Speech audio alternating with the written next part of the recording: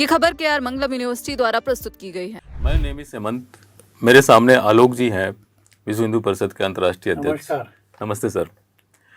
Sir, बहुत सारे मुद्दे हैं, जिसमें से एक राम मंदिर का चढ़ावा चोरी का मामला भी है, जो सुप्रीम कोर्ट के हस्तक्षेप के बाद में काफ़ी व्यापक हुआ है। उसकी जांच की प्रक्रिया बढ़ी है, लेकिन संसद से लेकर सड़क तक पर इसको लेकर तकरार अभी तक जारी है। अगले वर्ष उत्तर प्रदेश विधानसभा का चुनाव होना है, इसका राजनीतिक असर क्या होगा आपकी नज़र में? आपका पहला सवाल ही मुझे मुश्किल में डालने वाला है। जी। हम विश्व हिंदू परिषद के लोग घटना के राजनीतिक असर का आकलन करने में बहुत दक्ष नहीं है, पर मुझे ये बहुत प्रसन्नता है, हम सबको यह प्रसन्नता है कि सुप्रीम कोर्ट ने इस जांच की देखरेख करने का फैसला किया है। एक आईजी लेवल का व्यक्ति एसआईटी का प्रमुख है, पुलिस के 3 वरिष्ठ अधिकारी, अकाउंट्स का आदमी, फॉरेंसिक ऑडिट का आदमी, ऐसी एक बहुत अच्छी टीम बनी है। इसको अपनी रिपोर्ट जैसे जैसे आगे बढ़ती जाएगी बंद लिफाफे में सुप्रीम कोर्ट को सौंपना होगा। सुप्रीम कोर्ट को उस पर कुछ कहना होगा तो कहेगी। इसलिए मैं ये मानता हूं कि यह जांच पूरे समाज के लिए एक विश्वसनीय जांच हो जाएगी और उन लोगों के द्वारा की जाएगी जो इस मामले के सबसे बड़े एक्सपर्ट्स माने जाने चाहिए, और सुप्रीम कोर्ट द्वारा देखी जाएगी। विश्वसनीय जांच, समग्र जांच और जल्दी पूरा हो, ये 3 प्रार्थनाएं हमने की थी, तीनों हमारी स्वीकार हो गई हैं। इसलिए अब इस जांच की रिपोर्ट का सबको इंतजार करना चाहिए। मैं समझता हूं कि इस जांच के अलावा जो लोग आरोप लगा रहे उनको भी जांच की प्रतीक्षा करना होगा। ना तो मीडिया ट्रायल को समाज स्वीकार करेगा, ना लोकसभा और बाकी जगह पे अनर्गल हल्ले को स्वीकार करेगा। और अगर ये हल्ला होता है तो ये तो निश्चित समझा जाएगा कि अब मंदिर के लिए नहीं हो रहा, 2027 के चुनावों की तैयारी के अभियान के अंतर्गत हो रहा है। सुप्रीम कोर्ट के निर्णय से हम प्रसन्न हैं। आप कह रहे मीडिया ट्रायल न हो, विपक्ष इस पे आरोप न लगाए, लेकिन विपक्ष तो लगाएगा ही। उसकी क्रेडिबिलिटी नहीं रहेगी, ये तो उसका खतरा है उठाने का। समाजवादी पार्टी के लोग अभी भी अगर कोई उस समय का वीडियो निकाले कि जब गोली चलने के बाद 90 में संसद में बहस हुई थी, प्रोफेसर राम गोपाल यादव अपने दल के नेता थे, संसद के भाषण में कहा वहाँ की मस्जिद को बचाने का हमारा निर्णय था और इसलिए अभी तो 15 लोग मारे गए, अगर 30 भी मारे जाते तो हमको परेशानी नहीं होती। आज वो राम भक्त बनके, मैं समझता हूं कि ये उनकी भक्ति नहीं है, ये उनकी वोट लेने की रणनीति है। लेकिन वो तो कह रहे हैं कि असली राम भक्त तो हम हैं, क्योंकि आप तो चंदा चोरी ऐसे करके चीजें गड़बड़ हो रही है वहां पे। वो ये भी कह रहे हैं अखिलेश यादव कि अगर वो जीत गए, सरकार बनाई, तो अयोध्या को एक सीताराम धाम बना देंगे। लोगों को याद है कि वो 5 साल मुख्यमंत्री रहे थे, वो तो एक बार भी आए नहीं थे, अयोध्या नहीं आए थे। अयोध्या के लिए कोई विशेष विकास योजना नहीं दी थी। अयोध्या एक उदास और नागरिक सुविधाओं से रहित ऐसा कस्बा था। तो हमने तो उनका आचरण देखा है, उनके पिताजी जब मुख्यमंत्री थे उस समय का भी आचरण देखा है। मुलायम सिंह जी भी सभाओं में कहते थे मुसलमान इलाकों में 15 मर गए तो क्या हुआ, 30 भी जा सकते थे। कौन विश्वास करेगा उनकी राम भक्ति पर। तो आपका मानना है कि इसका कोई राजनीतिक असर चुनाव में नहीं होगा? मैं नहीं जानता, मैं कांग्रेस के बारे में भी टिप्पणी करना चाहता हूँ। कांग्रेस के जो प्रधानमंत्री रहे नरसिम्हा राव, उन्होंने अयोध्या पर पुस्तक लिखी है। 1949 में जब वहाँ राम जी प्रकट हो गए थे, दिल्ली के कुछ मुसलमान नेता प्रधानमंत्री जी को मिले थे। नेहरू जी ने आदेश भेजा कि मूर्तियां निकलवाओ, आवश्यकता पड़े तो बल प्रयोग करो।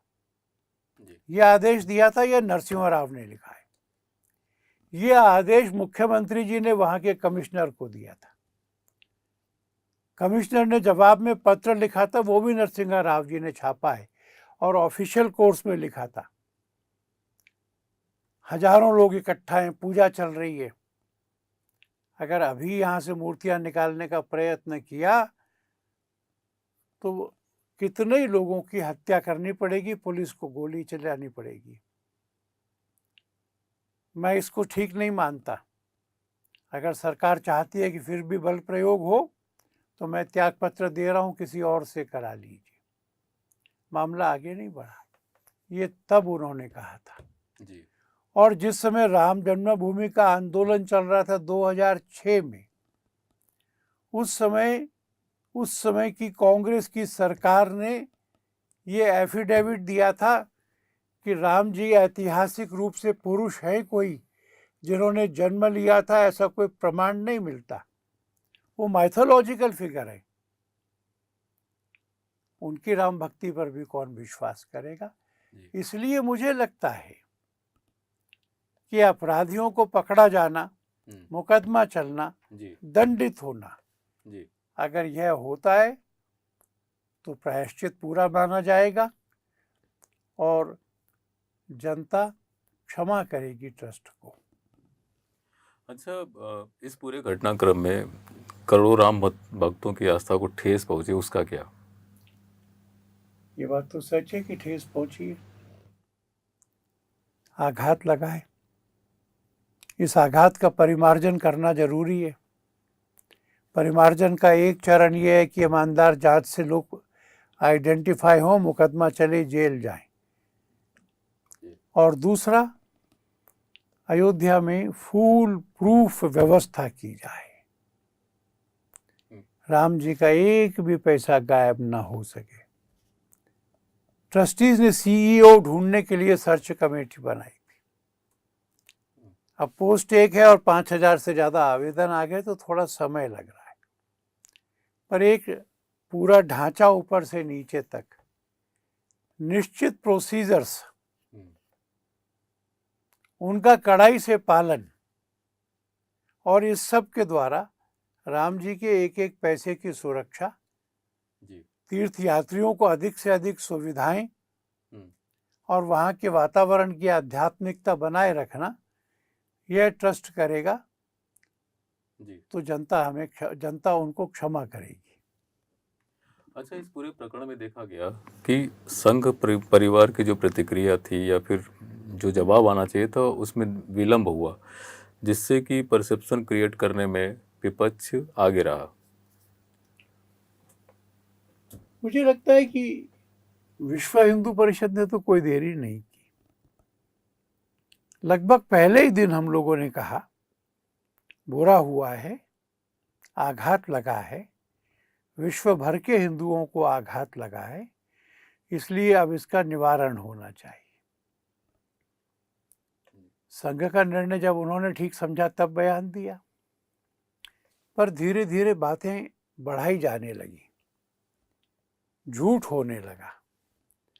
ये कहा गया कि 200 चांदी की ईंटें और काकभूषुंडी जी गायब हो गए, वो तो वहाँ विराजमान थे।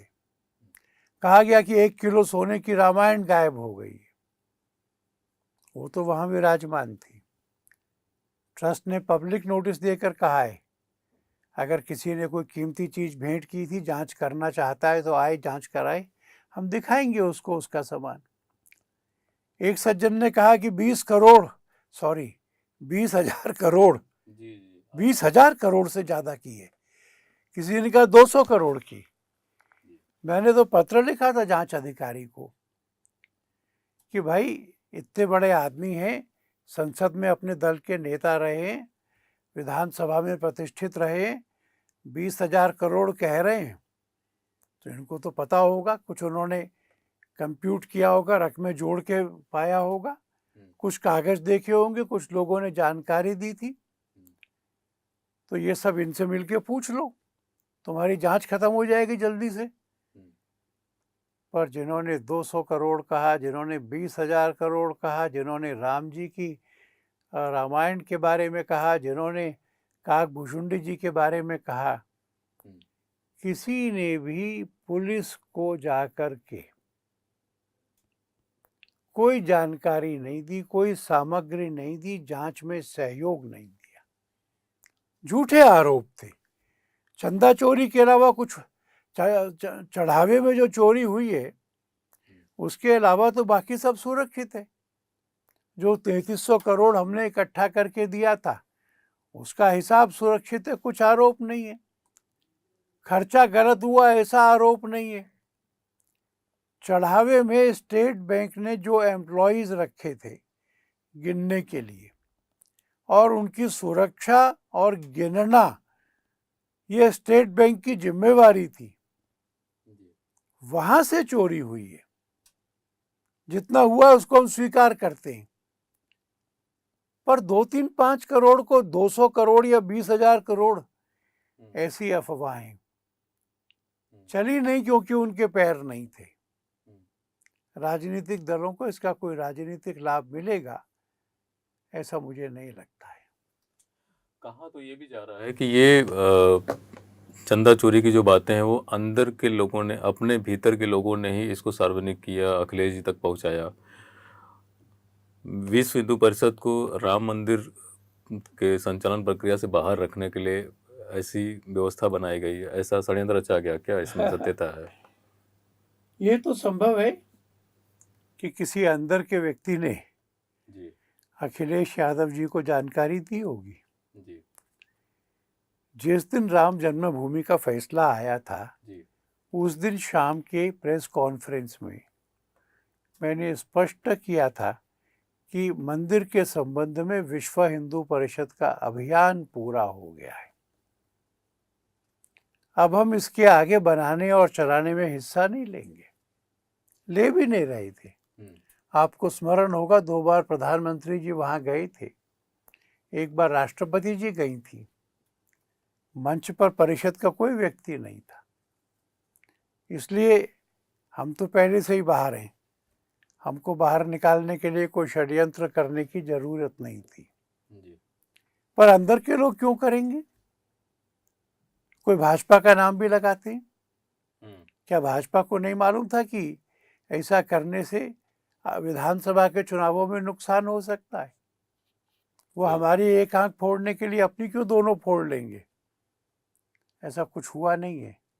मैं आपको निश्चित कह रहा हूँ, हमारे अंदर की परस्पर सहमतियों में कोई अंतर नहीं पड़ा है।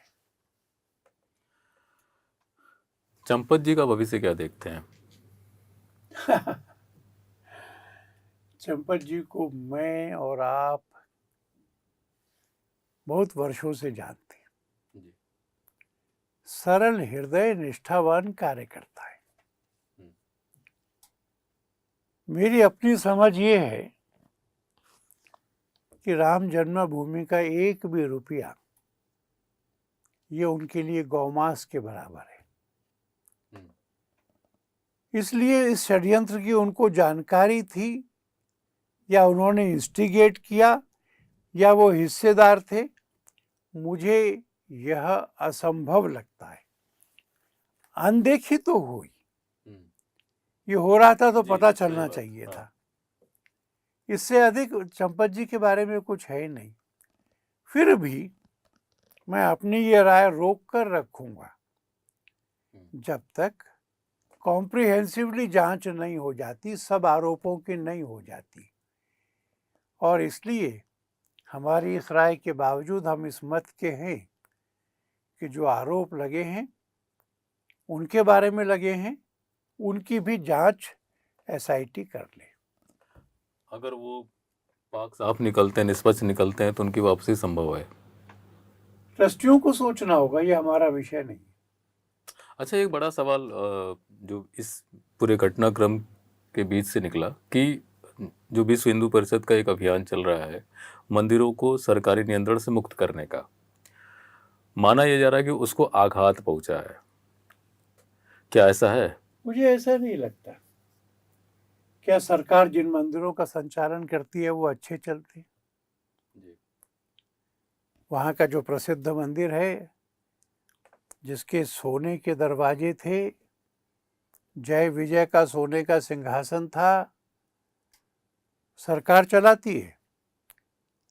वहाँ से चोरी हो गई, सरकार जांच कराने को तैयार नहीं थी।